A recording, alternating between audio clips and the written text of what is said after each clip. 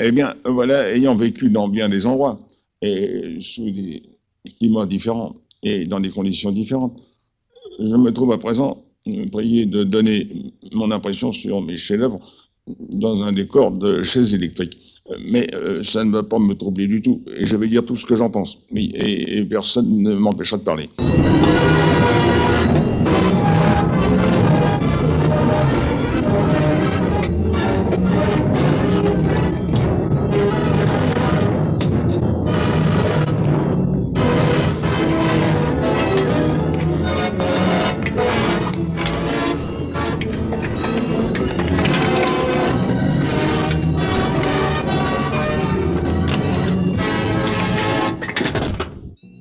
Un homme, une ville, Céline à Paris avec Philippe Solers, par Jean Montalbetti et Christine Bernard-Sugy.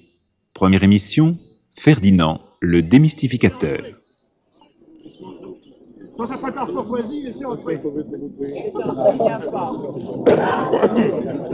Il avance actuellement vers la salle où il va donner les résultats. C'est une bousculade insensée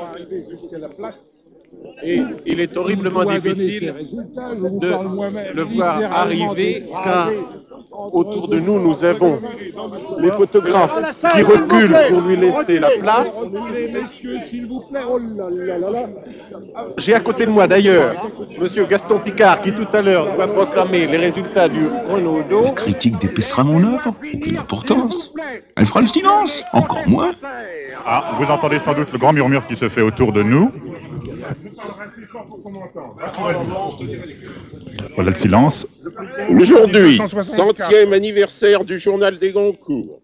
Notre académie a décerné son 49e... C'est la haine que je flotte. Que les flots de haine fassent bruit ou non, vogue ma nef. Le principal que ça jette, jette. Le prix Théophraste Renaudot a été attribué au 15e... Il est à lire en camisole, fléau public, dénonçons-le, dénonçons-le.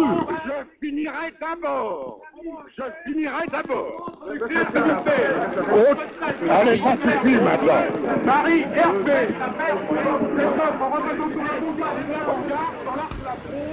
Vous lisez, je lis? Non, allez-y. Bon, d'accord. Je vais préciser simplement celle de l'avenue de Clichy où nous sommes. Oui, oui. Là, quand vous faites une petite pause là, après la nuit est longue. On y va? Oui. Tout au bout, c'est la statue du maréchal... Non, attendez. Ah non. Alors... Recommencez à l'avenue est longue. Ah, l'avenue est longue. L'avenue de Clichy où nous sommes. L'avenue de Clichy, c'est ça. Tout au bout, c'est la statue du maréchal Moncey.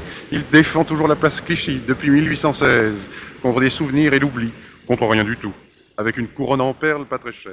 Enfin, Céline vint. C'est en ces termes qu'il situe son éruption dans le siècle, doublement révolutionnaire par un dynamitage du langage et une subversion des valeurs de la société française de l'entre-deux-guerres. Il fait peur. On croit le récupérer à gauche, mais l'anarchiste libertaire fait son mea culpa, retour de Moscou. Il a dès lors tout le monde contre lui, et son délire lyrique va endosser frénétiquement les thèses nazies du complot juif mondial. Céline poursuivra donc le voyage jusqu'au bout de l'horreur. Fallait-il fusiller Céline plutôt que Robert Brasillac? À l'heure de l'épuration, il était en fuite dans l'Allemagne en ruine vers un Danemark un peu mythique où il croyait trouver le salut. Ce fut une nouvelle épreuve. Et aujourd'hui, 20 ans après sa mort, peut-on tout dire sur Louis-Ferdinand Céline? Ce mélange explosif de haine et de compassion, ce défi à l'humanité entière, ces prophéties de fin du monde dans le vertige de l'autodestruction. Finalement, Céline fut-il diable ou martyr? C'est le parti que nous avons pris, je veux dire celui de tout dire, même le plus ignoble, en restituant la violence sanguinaire des pamphlets, parce que Céline écrivain est indivisible. Non seulement le romancier du Voyage au bout de la nuit et de Mort à crédit, mais également le pamphlétaire de Bagatelle pour un massacre et des beaux draps, et le chroniqueur d'un château l'autre, de Nord et de Rigaudon. Après tout, même dans l'horreur, son génie d'écrivain a peut-être réussi à donner toute la dimension du siècle. Ces trois itinéraires qui le relient à ses racines profondes, Clichy, Montmartre, Meudon, et la fuite sur les bords de la Baltique, voudraient restituer un peu de l'errance célinienne. Philippe Solers vient de loin à sa rencontre après 20 ans de recherche sur l'écriture et quelques détours idéologiques du côté de Marx, de Freud et de Mao, ému, je crois, par le vieillard fou, possédé par ses visions d'Apocalypse, dont il rêve peut-être de renouveler l'exploit. On ne peut plus écrire aujourd'hui comme avant Céline, il fait dater tout ce qu'il précède. Céline a pris une dimension mondiale, plus que cela, une dimension mythique, mais il reste profondément lié à Paris. Nous ne perdrons jamais de vue ces deux pôles pour tenter de lui arracher d'un Céline l'autre un peu de son secret. Elle se remet un tout petit peu à couler, elle redevient la République. Enfin, c'est un va-et-vient. Voilà, alors, le maréchal Moncey a un geste tout à fait impérieux du bras gauche et du bras droit, il a le sabre au clair. Le maréchal Moncey, n'est-ce pas, est censé chasser les Russes, ce qui, évidemment, n'est pas si mal. Après tout, ça pourrait être d'actualité encore aujourd'hui. Malheureusement, oui, c'est pas tout à fait ce qui se passe. Mais alors, il a le sabre quand même bas. Ce n'est pas comme le maréchal Ney, vous avez vu, près de la closerie des Lilas, ou alors le maréchal Ney, lui, a le sabre au clair, en haut. Et il est aussi en Russie. Hein. Alors voilà, c'est très laid, c'est absolument effrayant de massivité, mais évidemment, tout le monde tourne autour sans voir, bien sûr, bien sûr.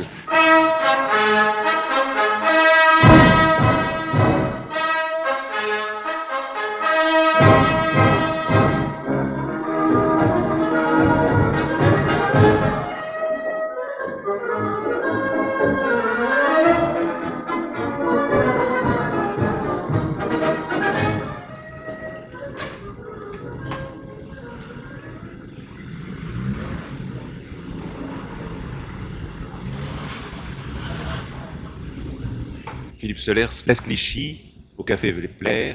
Ça a débuté aussi comme ça pour Céline en novembre 1932. Quel a été le choc de l'apparition de cette nouvelle constellation dans un ciel littéraire plutôt traditionnel?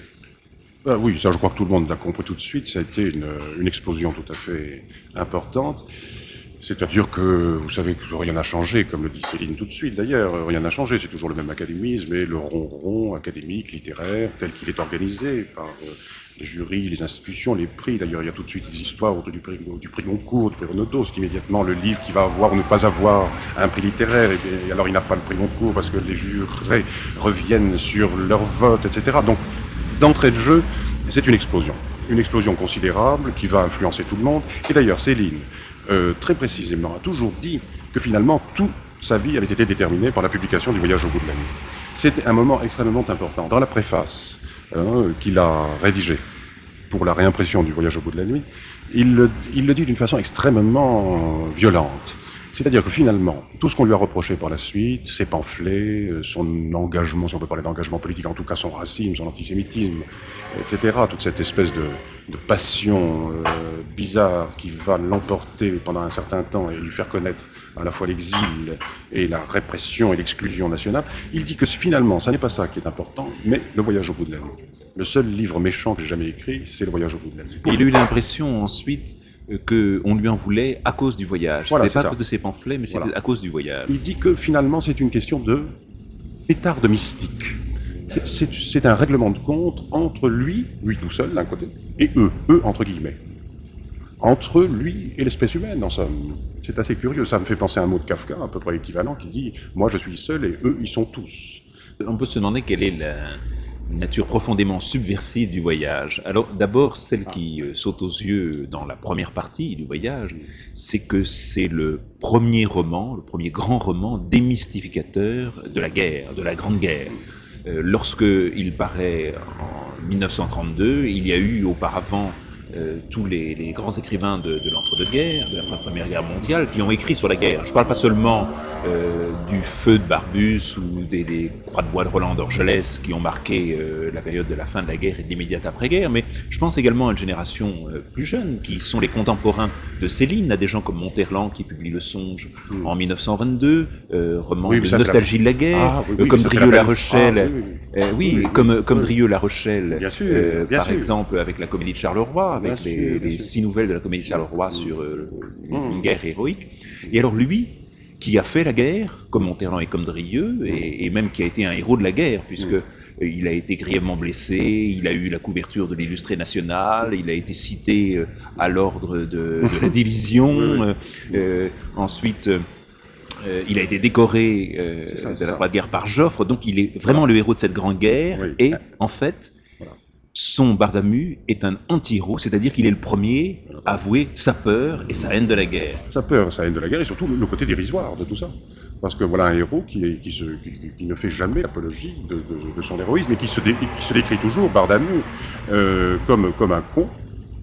Hein, le mot est prononcé tout le temps, comme un con qui a été entraîné dans tout ça, à la fois par sa connerie et par la connerie universelle, qui rentre dans la connerie universelle. Alors, le voyage au bout de la nuit, c'est un scandale immédiat. Pourquoi? Parce que ça fait trou, non seulement dans l'académisme, formellement, hein, c'est-à-dire cette petite phrase courte, ramassée, triviale aussi, hein, c'est-à-dire l'élément populaire.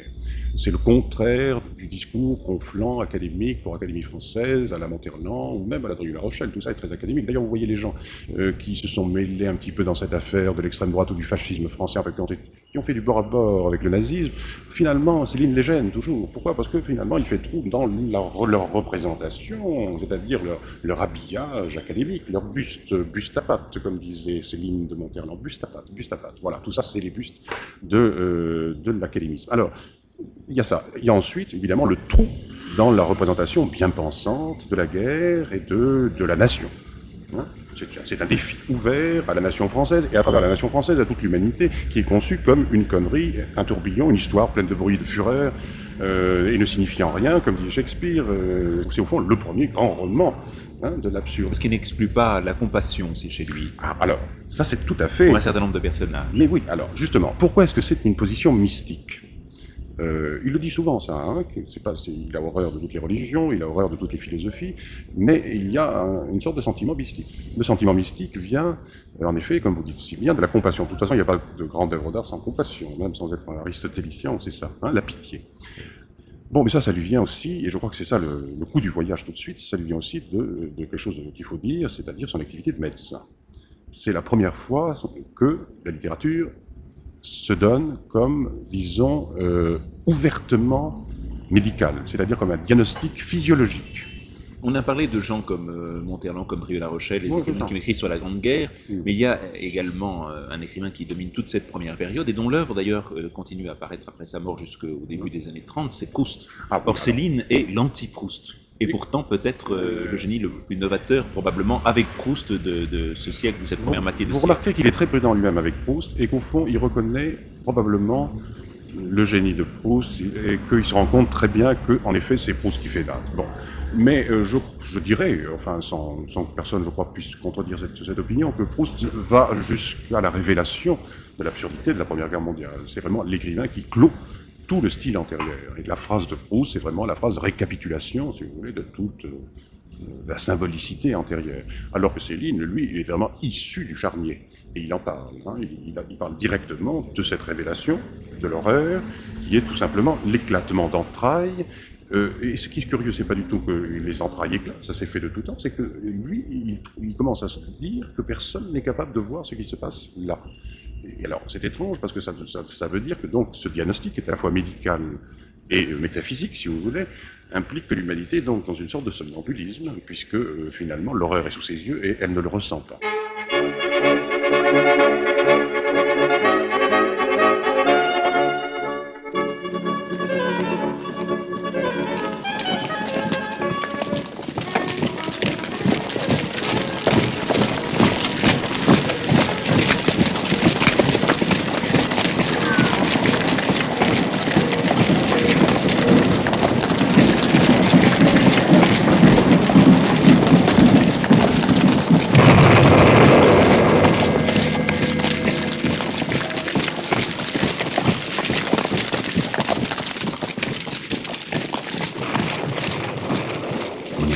L'horreur comme on l'est de la volupté.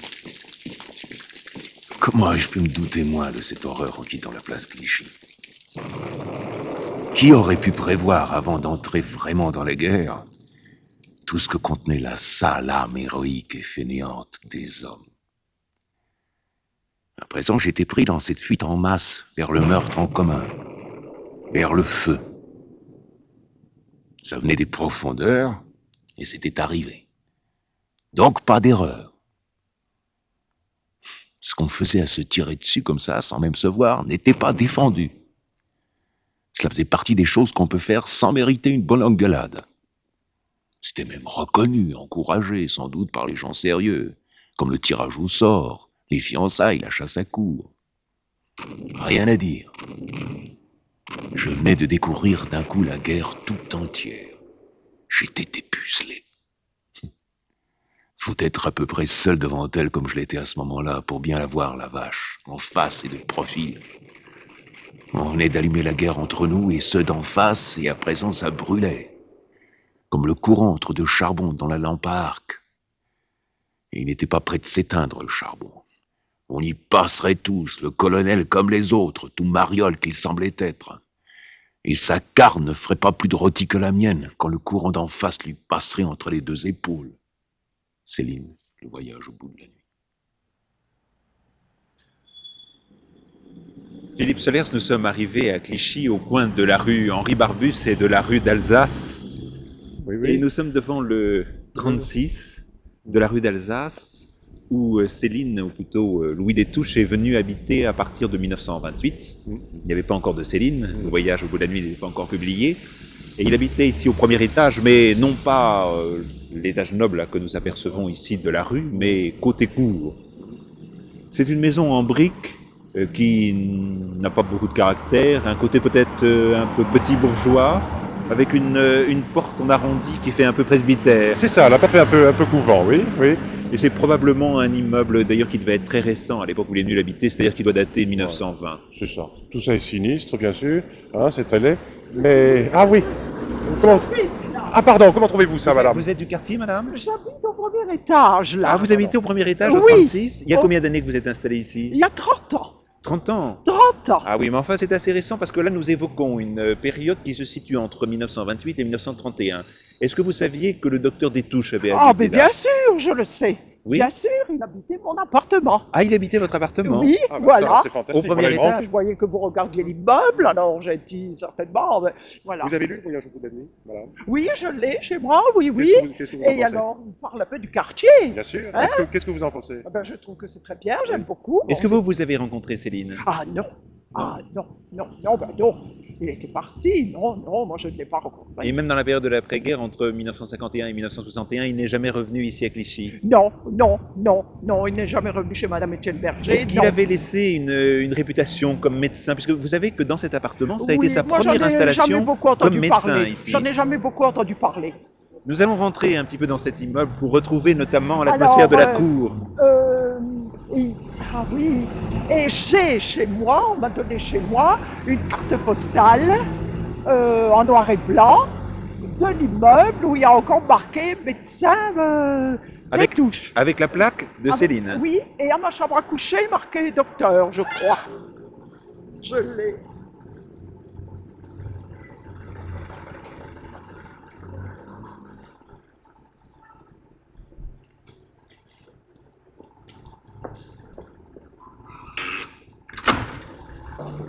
Voilà.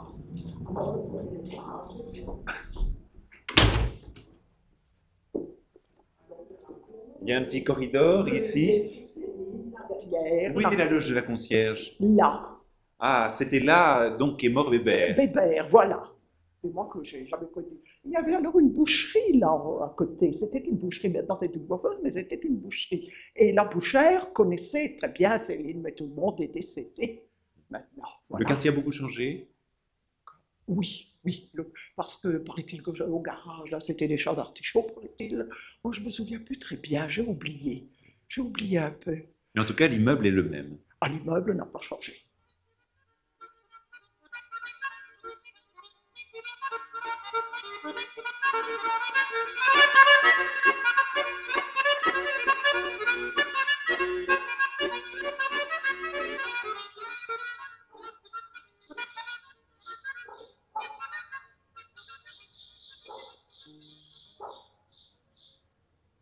Les arrière-cours, c'est les oubliettes des maisons en série. J'ai eu bien du temps à moi pour la regarder, la mienne d'arrière-cour, et surtout pour l'entendre.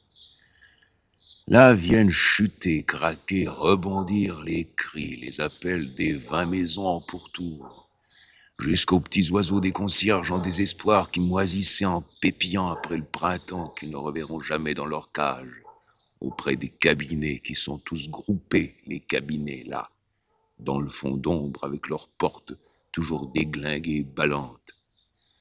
Cent ivrognes mâles et femelles peuplent ces briques et farcissent l'écho de leurs querelles vantardes, de leurs jurons incertains et débordants après les déjeuners du samedi surtout. C'est le moment intense dans la vie des familles. Avec la gueule, on se défie et des verres plein le nez. Papa manie la chaise, faut voir, avec une cognée, et maman le tison comme un sabre. Garrot faible, alors. C'est le petit qui prend. Les torgnoles aplatissent au mur tout ce qui ne peut pas se défendre et riposter, enfant, chien ou chat.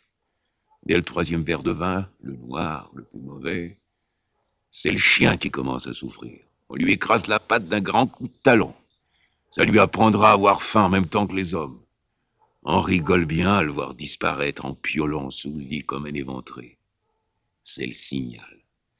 Rien ne stimule les femmes éméchées comme la douleur des bêtes. On n'a pas toujours des taureaux sous la main.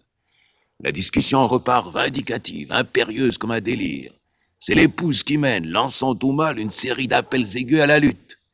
Et après ça, c'est la mêlée. Les objets cassés se morcellent, la cour recueille le fracas. L'écho tourne autour de l'ombre. Les enfants dans l'horreur glapissent.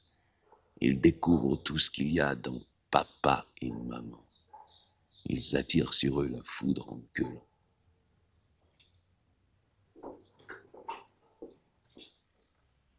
Nous pénétrons dans la cour que Céline voyait de ses fenêtres du premier étage. Et cette cour, évidemment, qui n'est pas très accueillante, hein, c'est une cour très étroite, tout en longueur, qui forme une sorte de couloir, tout en briques, avec aux fenêtres d'ailleurs le linge qui est à sécher. C'est donc un cadre tout à fait populaire de ce petit peuple de Clichy, au milieu duquel il vivait. Un cadre populaire, un peu prisonnier. Il faut bien dire que si on imagine Céline vivant le voyage au bout de la nuit, dans ce cadre, c'est quand même assez extraordinaire, hein, parce qu'il s'agit quand même d'essayer de faire sauter tout ça, et en même temps d'être fidèle à la misère de tout ça. Songez donc que, voilà, quelqu'un qui est un anarchiste, et qui vit dans cette petite rue, dans ce cadre particulièrement populaire, petit bourgeois, très petit bourgeois, avec quand même une femme qui s'appelle donc Elisabeth Craig, qui est danseuse. Ça c'est le grand thème de la danseuse chez Céline, donc qui est marqué là, et qui est donc d'un exotisme extraordinaire. Donc cette vie est très bizarre, dans ce climat justement extrêmement régional, national, etc. Il vit d'une façon tout à fait déjà planétaire, on peut dire.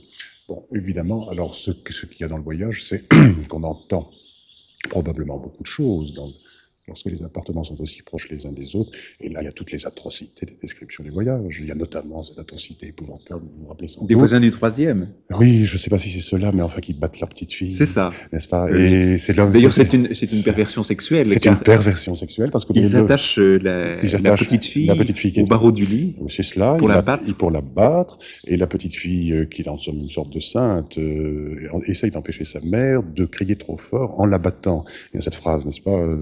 Bah moi, si tu veux, maman, mais ne crie pas. Et en fait, tout ça, c'est une excitation sexuelle. C'est une excitation parce qu'ils ont fait l'amour dans la cuisine après contre ça, l'évier. Ils ont un coït violent et spasmodique contre l'évier, pensant quoi, si cette excitation de battre leur petite fille n'est pas là, évidemment, et ils n'arrivent pas à avoir leur spasme ensemble. Alors évidemment, tout ça est affreux. Et la notation de l'ignominie sexuelle et en même temps du déchet, parce que là, nous sommes dans les fientes de pigeons, c'est quand même très sale. Oui. Et ce qui veut faire sentir par cette anecdote, et avec beaucoup d'autres, n'est-ce pas, c'est que les gens se présentent en effet dans la rue et partout avec des airs honorables, n'est-ce pas, mais que tout ça est plein de petites choses très mesquines, de calculs d'intérêt sordides et de coïts très difficiles à perpétrer, d'une façon tout à fait épouvantable. Alors là encore, oreille du médecin, œil du médecin et compassion.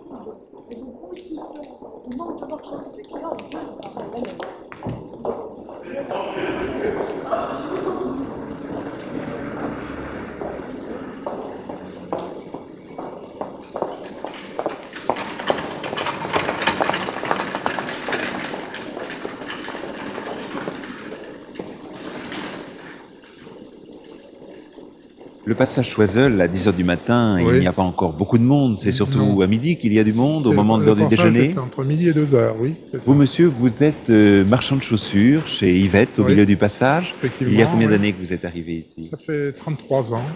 Alors, il est évidemment, c'est une sorte de rue étroite éclairée par une verrière. Il est Exact, très clair. oui, oui, il est très Et les clair, commerces, par oui. contre, ont des vitrines qui n'ont aucune unité. Donc, c'est totalement différent, vous voyez. Par rapport aux commerces qui existaient justement en 1946 quand vous êtes arrivé, et ceux d'aujourd'hui, quelle a été l'évolution? Peut-être les vêtements ont repris le dessus, quoi.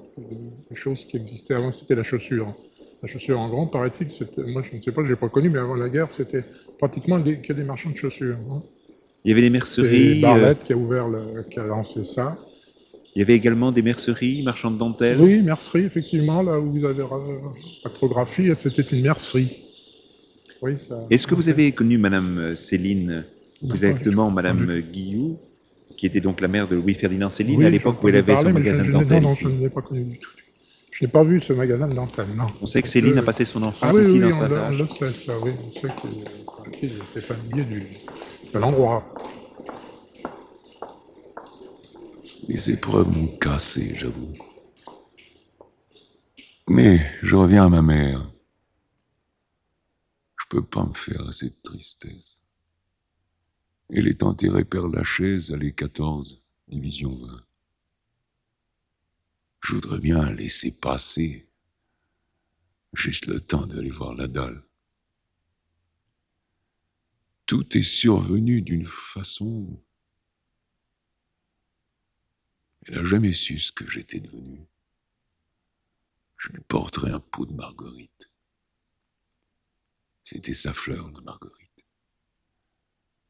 Marguerite, Louise, Céline, Guillaume. Elle est morte de chagrin de moi et d'épuisement d'effort du cœur. Des palpitations d'inquiétude. De tout ce qu'on disait, pensaient les gens de l'avenue de Clichy, les bancs, l'opinion publique. Elle n'a jamais su ce que j'étais devenu. Nous l'avons vu partir un soir, elle a pris la rue du Rodin, et puis la descente vers la Marque. Et puis, ce fut tout pour toujours. Elle dormait plus depuis des mois. Elle n'a jamais beaucoup dormi. Maintenant, elle dort. Elle était comme moi, soucieuse, trop consciencieuse.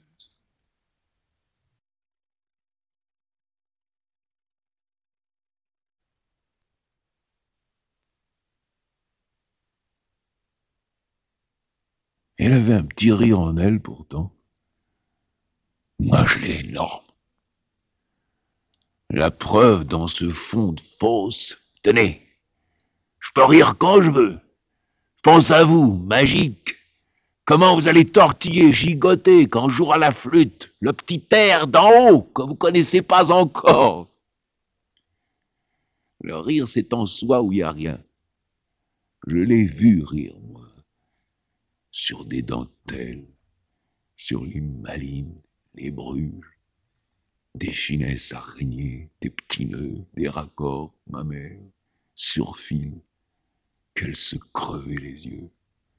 Ça devenait des dessus de lit immenses, de ces paradis à coquettes, de ces gracieusetés de dessin, de ces filigranes de joliesse que personne maintenant comprend plus. C'est en aller avec l'époque. C'était trop léger, la belle. C'était des musiques sans notes, sans bruit. Pour l'ouvrière, c'était ses yeux. Ma mère, c'est ainsi. Philippe Solers, c'est surtout dans Mort à crédit que Louis-Ferdinand Céline parle de son enfance et recrée un petit peu les conditions dans lesquelles il a passé cette enfance. Est-ce que c'était vraiment la misère qu'il a connue là? Je ne sais pas si c'est ce qu'on peut appeler la misère, la grande misère, celle vraiment où l'absence de ressources est totale, mais je crois que ce qui frappe le plus Céline, ce à quoi il est le plus sensible tout le temps, c'est l'étroitesse. C'est le petit cadre, c'est la chose trop petite, la restreinte, l'économie, la résignation. La misère, c'est pas tellement la misère matérielle, c'est le fait que les gens qui sont pris dans cette petite boutiquerie de l'existence sont parasités par des croyances et ne se rendent compte de rien. Vivent somnambuliquement, hein, en croyant aux mots. C'est ça la grande chose. C'est extrêmement curieux, n'est-ce pas? Il voit sa mère comme quelqu'un qui pense que finalement l'existence est une sorte de punition. C'était une intouchable, ma mère. Voilà. Une intouchable. Ah oui, c'est la caste, c'est la dernière, c'est la caste la plus basse, c'est celle qui croit que le monde est justifié, d'exister, que c'est comme ça depuis toujours, qu'il n'y a pas lieu de s'y opposer. Céline, enfant, qu'est-ce que c'est? C'est un garçon de course. Hein, c'est quelqu'un qui fait comme ça dans Paris des circuits pour porter la marchandise, qui est accusé faussement à un moment donné d'avoir volé quelque chose, qui rentre chez lui, qui entend son père crier, et sa mère pleurnicher, puis son père crie, puis sa mère pleurniche, et puis il repart, c'est un petit garçon de course, il se faufile à travers les voitures. C'est inouï de penser qu'il va devenir cette espèce de géant errant en partant d'une situation aussi dramatique. Et en partant d'une révolte contre cette société à partir de son expérience de l'échec. Je crois, tout le thème de Moracredi. Je crois qu'il y a quelque chose qui est très frappant chez Céline, c'est vraiment l'irréversibilité de son rejet de l'intégration sociale. Il y a là quelque chose qui est mystérieux parce que vraiment c'est brûlant. C'est sans arrangement possible.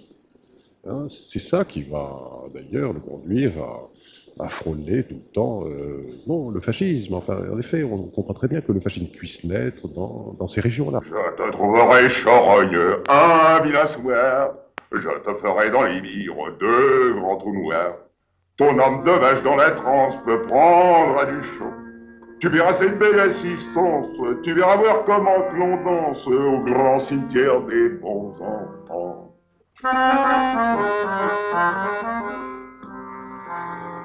Mais voici ton enfance et son petit Léo. Voici Clémentine et le vaillant Toto. Faut-il dire à ses potes que la fête est finie? Au diable ta sorte cargo, peu m'importe, au maltraité crosse que le vent emporte, feuillement souci.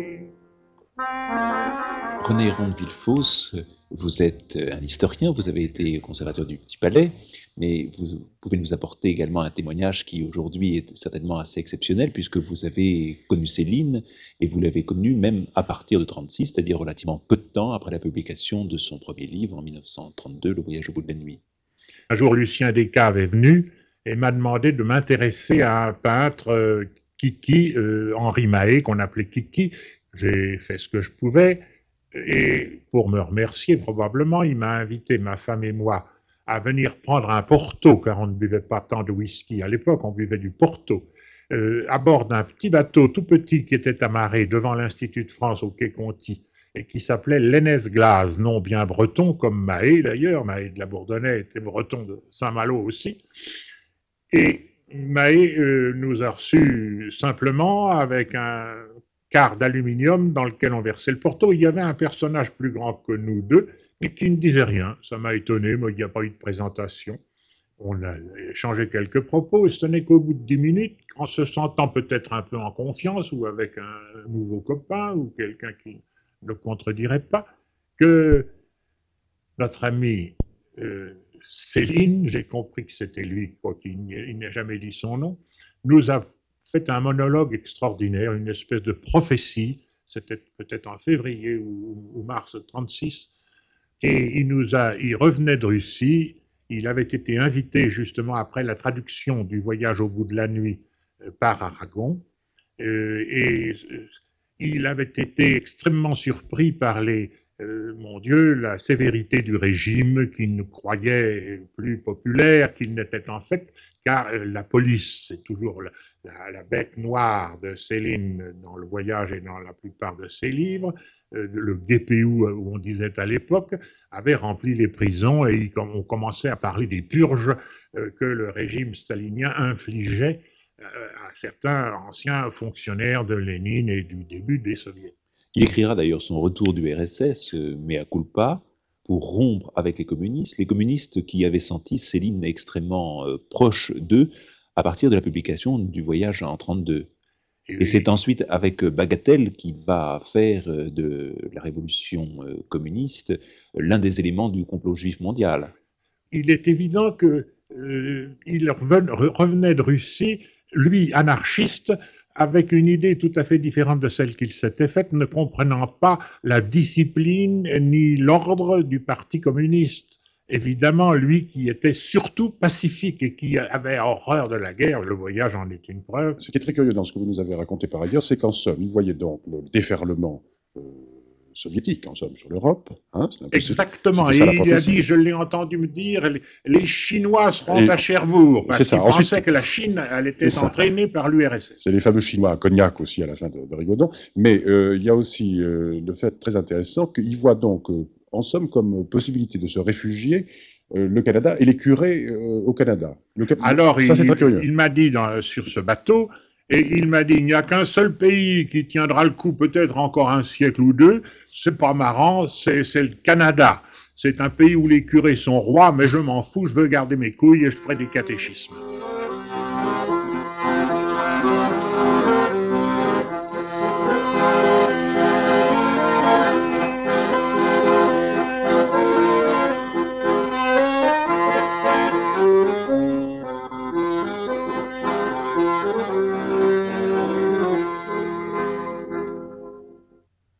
Katinka la putain, celle qui n'aime le matin, à l'aube-brise crève le grain, ni mon cœur fidèle, ni les roses. You profondis, yop tédium, à la grand-vergue le petit homme, chacun gouelant dans sa monture, à le coulant, à la figure. Quand Katinka sera bossue, nous irons voir aux citadelles, à force de prêter son cul, la cloche 3 fois gros comme elle. You profondis, yop tédéum, à la grand-vergue, le petit homme, chacun gouelant dans sa monture.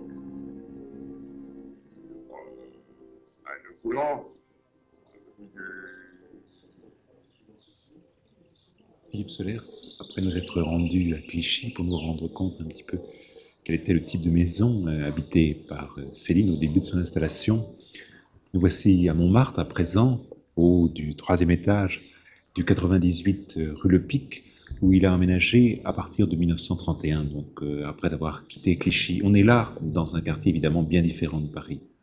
Ben oui, là on respire un petit peu, hein. Vous voyez comme on est sur la hauteur, on a des feuillages en train de se balancer devant nous, on imagine qu'on pourrait voir... oui, voilà, on voit Paris en se penchant là sur la gauche. Il y a un moulin en face. Oui, il y a tout ce qu'il faut, il y a de la couleur locale, mais en même temps c'est très beau et frais comme impression. Ça me fait penser que tout ce quartier de Montmartre va être très important pour Céline, dans la mesure où il va en faire un lieu d'observatoire, pour une chose extraordinaire qui fait son irruption dans la littérature mondiale, je crois, c'est la description de la guerre, et notamment de la guerre aérienne, et notamment des bombardements. Alors ça, il va écrire ça au moment de la guerre, justement, et surtout dans Normance, qui est féerie pour une autre fois 2, où on a presque tout le livre est un livre sur les bombardements. Et c'est là que commence à intervenir chez Céline l'onomatopée, c'est-à-dire la scansion du bruit. C'est-à-dire le brum, brum, brum, qui vient scander comme... ébranlant la ponctuation, comme une bombe, tout son langage. Et ça, je crois que c'est à partir de là que vraiment le bruit, en tant que tel, fait irruption dans la littérature. Le bruit, le son. Comme Céline vit ici entre 1931 et 1938, c'est donc d'abord l'époque de la publication du Voyage, c'était aussi l'époque où il écrit Mort à crédit, et puis le premier pamphlet, Bagatelle pour un massacre. Alors c'est le moment où en effet il s'énerve. Un psychanalyste pourrait dire par exemple que je crois que Mort à crédit c'est un livre de divan, comme on dit, c'est-à-dire vraiment c'est le règlement de compte avec sa famille. Alors après il y a cette espèce évidemment de passage au délire centré, hein, qui est politico-idéologique, le grand épisode des pamphlets, c'est-à-dire le retour du RSS avec Mea culpa, et puis tout de suite le saut dans Bagatelle pour un massacre, c'est-à-dire, alors, le fait que par ignorance, je crois, c'est Pound qui disait que l'antisémitisme que lui-même avait eu comme virus était le symptôme de l'ignorance banlieusarde, que c'était vraiment l'obscurantisme de la banlieue. Eh bien, je crois que il est saisi là, lui qui s'est toujours voulu après, comprenant d'ailleurs l'erreur probablement qu'il avait faite, l'erreur esthétique aussi, un homme non pas à idée, non pas à message, mais à style. Eh bien là, il a eu une idée fixe qu'il a passé son temps à répéter, c'est-à-dire toute l'histoire s'organise autour de la domination, du complot juif mondial, etc. Et donc ça donne ces phrases répétitives et haletantes qui dénoncent dans l'idée fixe ce autour de quoi tournerait toute l'histoire mondiale. Les juifs intelligents, quoi? Que je m'insurle. Ils sont racistes, ils ont tout l'or. Ils ont saisi tous les leviers, ils se cramponnent à toutes les commandes. C'est ça leur intelligence? Il n'y a pas de quoi reluire. Ils se filent admirablement le train, ils éliminent, dégoûtent, pourchassent, traquent tout ce qui peut rivaliser, leur porter le plus petit ombrage. C'est leur croisade contre nous, la croisade à mort, c'est ça leur intelligence. Tous les boulots intéressants, ils se les mettent en fouille, accaparent, ils en expulsent sec ou au petit feu tout ce qui n'est pas proprement juif, salement juif, enjuivé, preuille ou pas, enculé de juif. C'est la grande technique du coucou. Pour parler du maximum, pour bien illustrer les choses, si Einstein n'était pas outre, si Bergson n'était pas coupé, si Proust n'était que breton, si Freud n'avait pas la marque, on n'en parlerait pas beaucoup, ni des uns ni des autres. Ce ne serait pas du tout ces génies qui font lever le soleil. Je peux te le garantir bougrement. Le moindre petit pet de juif, ça s'appelle un boom. De nos jours, une révélation admirable, mon ami, instantanément, par l'effet automatique de l'armature juive du monde. Des millions de gros lots qui s'ébranlent. On la monte, cette pauvre veste en miracle, et au galop. Moi, je ne suis pas pour qu'on refoule tout ça. Je suis au contraire pour qu'on lise Bagatelle pour un massacre et pour qu'on voit ce qui se passe dans toutes les têtes, mais sous une forme atténuée. Quand les gens vous regardent avec un bon sourire et vous font une petite allusion de biais, sur les juifs, sur ceci, sur cela. C'est beaucoup plus dangereux, à mon avis, que quelqu'un qui trépigne et qui éructe, n'est-ce pas, et qui bave et qui dit ce qu'il y a dans les têtes. N'est-ce pas? Les criminels sont plutôt des gens froids qui ont des petites allusions en coin, n'est-ce pas, mais qui peuvent tuer sans problème. Je suis sûr que Céline n'aurait pas mis la main à la pâte, n'est-ce pas? Mais enfin, sa pâte, malheureusement, au niveau de ce qui s'écrivait, a pu contribuer à servir une perversion considérable de gens qui probablement n'avait rien à voir avec lui, mais enfin, c'est un fait que quand même, il est allé dans ce sens-là, c'est-à-dire avec une thèse importée du dehors, qu'il a prise à un moment donné comme centre de la pensée universelle, c'est la thèse d'Asie, il n'y a pas de doute.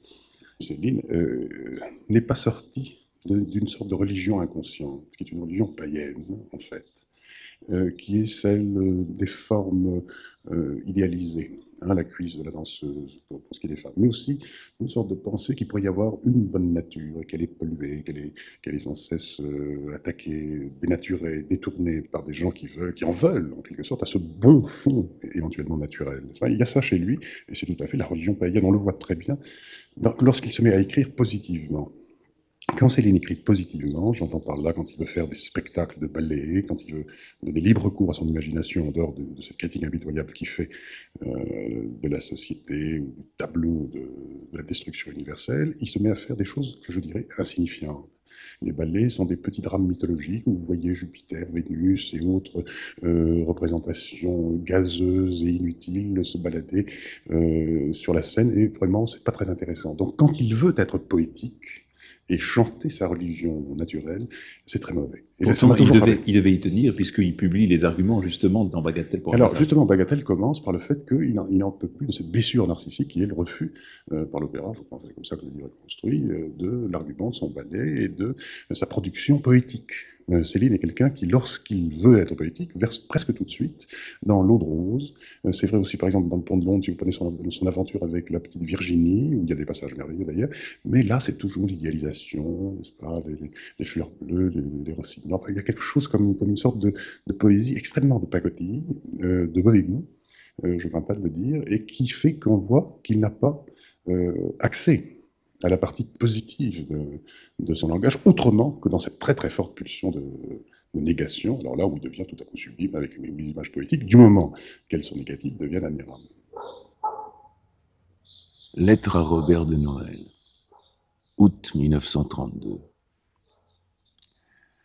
Mon vieux, de grâce, surtout n'ajoutez pas une syllabe au texte sans me prévenir. Vous foutriez le rythme par terre comme rien. Moi seul peux le retrouver où il est. J'ai l'air baveux, mais je sais à merveille ce que je veux. Pas une syllabe. Faites attention à la couverture aussi. Pas de musicalisme, pas de sentimentalisme typographique, du classique. Considérez que vous en êtes, vous autres, à la période romantique de cet ours. Moi, je l'ai digéré et je suis prêt à le vomir. Vous ne pouvez pas encore le voir, vous, donc, sous l'angle du goût. Il faut en être bien rassasié pour cela. C'est mon cas. Une couverture assez lourde et discrète, c'est mon avis. Bistre et noir, ou gris et gris peut-être, et des lettres égales. Un peu épaisse. C'est tout. C'est suffisant comme impressionnisme. À bientôt. Bien cordialement. Louis Détouche. Dominique Rollin, vous avez publié votre premier roman, Les Marais, en 1942, chez Robert de Noël, et vous avez été lié avec Robert de Noël de 1942 à sa mort, dans des conditions d'ailleurs assez tragiques, en 1945. Mort d'ailleurs que l'on voit apparaître dans les livres de l'après-guerre de Céline.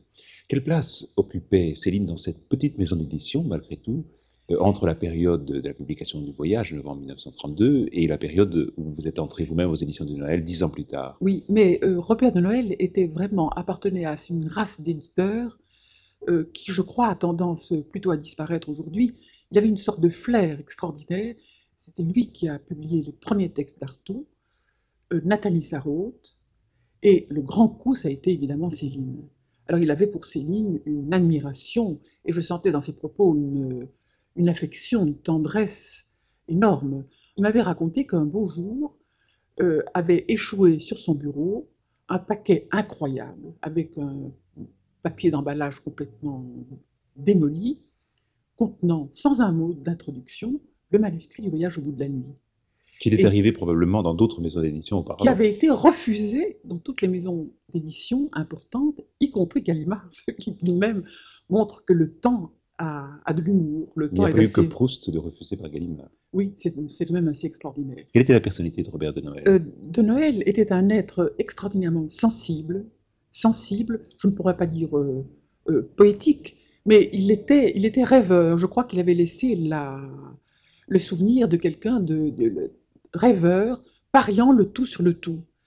Il était d'un enthousiasme étonnant, et alors il est mort, il avait 43 ans, de sorte qu'il était d'une jeunesse inouïe, et il donnait l'impression, au contraire, d'une grande maturité, d'un grand équilibre. C'était une sorte d'athlète qui aurait dû vivre jusqu'à 80 ans s'il n'avait pas été abattu. C'est ça, il était très nettement le cadet des éditeurs un peu de la même période, des grands éditeurs de la même période, c'est-à-dire Gaston Gallimard et Bernard Grasset. Ah oui, il avait commencé vers les années 30, donc il avait à ce moment-là, il avait à peine 30 ans. Robert de Noël vous a fait rencontrer Céline? Non, alors il voulait le faire. Chaque fois que je voyais Robert de Noël, c'était rare, puisque c'était la pleine guerre. Il était difficile pour moi, vivant à Bruxelles, de venir à Paris, ou lui de venir à Bruxelles. Il fallait un laissez-passer délivré par les Allemands. Et le voyage durait 10 à 12 heures en train, avec des arrêts en pleine campagne. Enfin, c'était... Et alors, chaque fois, il me disait, je voudrais vous faire rencontrer Céline, qui est un être éblouissant. Quand on est en face de Céline, quand il y a un groupe de gens autour de lui, le mieux qu'on ait à faire, c'est se taire et l'écouter. Parce qu'il parlait comme il écrit. Il a réussi à faire passer dans sa littérature cette chose extraordinairement rare. C'est à la fois du parler qui serait écrit. Il y a une frappe d'écriture, il y a une sorte de saut d'écriture étonnamment gravé, et en même temps, il y a fluidité du discours. C'est rarissime. Le point faible et terrible de Céline, c'est d'avoir, je me rappelle très très bien la parution des Beaux Draps, par exemple, qui devait être en 41, 42. Son antisémitisme était une chose épouvantable à l'époque et vraiment intolérable. Est-ce que Robert de Noël était d'une certaine façon un petit peu gêné par un antisémitisme aussi outrancier? Oui, je crois. Notamment pendant la période de la guerre. D'après mes souvenirs, Robert de Noël n'était pas du tout antisémite. Il reconnaissait le génie extraordinaire de Céline et il l'admettait en bloc, n'est-ce pas, sans sans pouvoir raisonner d'ailleurs, la passion antisémite de Céline faisait partie de ses autres passions. Alors, il n'a jamais envisagé de refuser la publication des pamphlets. Non. Non, certainement pas.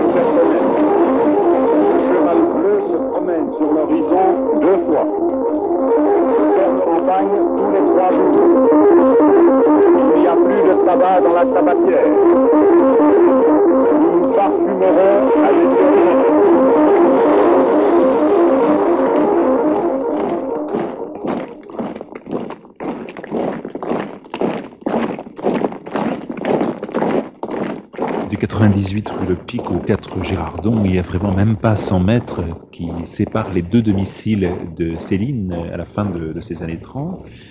Et c'est pas tout à fait au moment où il quitte la rue Le Pic en 38 qu'il va venir s'installer ici. Ce n'est seulement qu'en octobre 40 qu'il viendra prendre un appartement au 5e ou 6e étage. Entre-temps, il est revenu chez sa mère. Et il va revenir chez sa mère, oui, en 40, avant de venir s'installer ici. Et c'est tout de même dans cet immeuble du 4 Girardon qui est un immeuble qui doit dater à peu près de 1920 probablement. C'est un immeuble de moitié pierre de taille jusqu'au premier étage et ensuite de briques qui évidemment n'a pas un grand intérêt architectural. C'est dans cet immeuble qu'il a vécu à Paris en 44 jusqu'au moment où il va partir pour l'Allemagne. Il y a quelqu'un qui est venu le voir et qui raconte cela notamment dans le premier cahier de Lerne, qui est venu le voir certainement au début de son occupation de cet appartement, puisque c'est en automne 40, c'est Lucien Rebattet, qu'il avait peu rencontré auparavant et qui venait chercher Céline pour essayer de le faire travailler à différentes publications de la collaboration.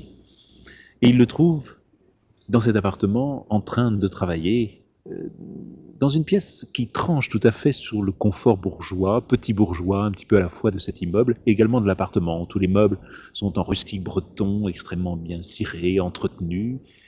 Et par contre, où il est dans une pièce où tout est tout à fait négligé, dans le désordre que l'on imagine, au milieu des papiers.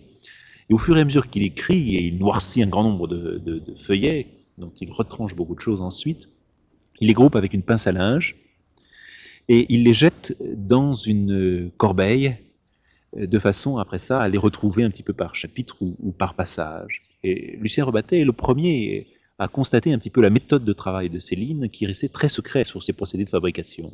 Il y a une chose dont on ne se rend peut-être pas compte souvent, c'est que Céline n'arrêtait pas d'écrire. Pendant toute cette période où on a l'impression qu'il s'engage, ou qu'il va virevolter comme ça dans le délire idéologique, en fait, il travaille tout le temps, il écrit tout le temps, et lui-même se plaint qu'on lui a volé des manuscrits. Est-ce vrai, est-ce faux qu'on lui a volé une œuvre entière, presque à la limite? Bon, c'est probablement très exagéré, ça rentre dans une stratégie de mythomanie très calculée qu'il faut évoquer chez lui, enfin, parce que c'est une paranoïa, certes, mais c'est une paranoïa extrêmement stricte sur le plan de la mise en scène de la mythologie, touchant son propre personnage. Un peu comparable à celle de Rousseau? Oh, je crois un peu comparable à celle de tous les écrivains, quels qu'ils soient. Je crois que ça, c'est vraiment... on ne peut pas être écrivain sans cette dimension à la fois de persécution et de mise en scène d'une sorte de mythologie personnelle. Ça, je crois que c'est absolument inévitable. Absolument inévitable. Donc là, on l'a. Alors, à quel point chez Céline? Et je crois qu'il passe son temps, en effet, à écrire et à travailler, c'est-à-dire ces livres qu'on va retrouver par la suite, Guignol's Band, Ferry pour une autre fois, Le Pont de Londres, très étonnant livre, Le Pont de Londres. Je crois que c'est au cours de cette période-là qu'il doit travailler autour de ça, c'est-à-dire cette transformation de la forme auquel il se livre à ce moment-là. Ça, c'est, je crois, une chose importante à dire. Et puis, s'agissant alors des milieux de l'occupation, qu'est-ce qu'on peut dire très, très brièvement? Je crois que Céline n'a pas vécu ça comme l'installation d'une prise de pouvoir pour lui. Il a vécu ça sur son mode à lui, c'est-à-dire qu'il fallait pousser les choses à la limite, être extrémiste parmi les extrémistes, être monstrueux parmi les monstrueux, et presque à la limite faire tourner la chose tellement c'est gros n'est-ce pas, à une sorte de dérision. Enfin, il y a des lettres de Céline, ou des articles même, qui sont extrêmement impressionnants. Ils réclament le partage de la France en deux, bon, il y a des tas de projets tout à fait délirants, inapplicables, n'est-ce pas. Qu'est-ce qu'on demandait aux intellectuels, comme toujours? De collaborer.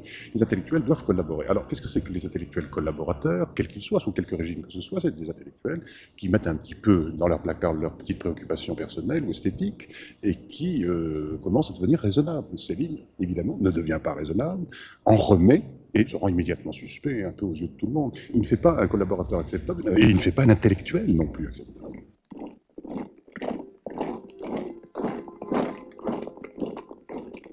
Catherine, que la putain, celle qui n'aime le matin, à l'overise crève le grain, ni mon cœur fidèle, ni les roses. Youp, profondis, yop, tédium, à la grand-vergue, le petit homme, chacun gouelant dans sa mâture, à le coulant, à la figure. Un homme, une ville, Céline à Paris, avec Philippe Solers, par Jean Montalbetti. À force de prêter son cul, la cloche 3 fois gros comme elle. Cette première émission avait pour thème Ferdinand, le démystificateur, avec la participation de René Héron de Villefausse. Les textes du Voyage au bout de la nuit, de Mort à crédit, de Bagatelle pour un massacre, de Féerie pour une autre fois, étaient dits par Michel Vitold. Nous avons également entendu Céline chanter le règlement et Au nœud coulant. Pour faire lever tous les putains, grosse bataille, petit putain, depuis l'Irlande aux Dardanelles. Il est sous le mec, alors ça n'a aucune importance, il a fait comme il peut. Voilà l'histoire. Bon, et maintenant c'est fini, vous embêtez pas.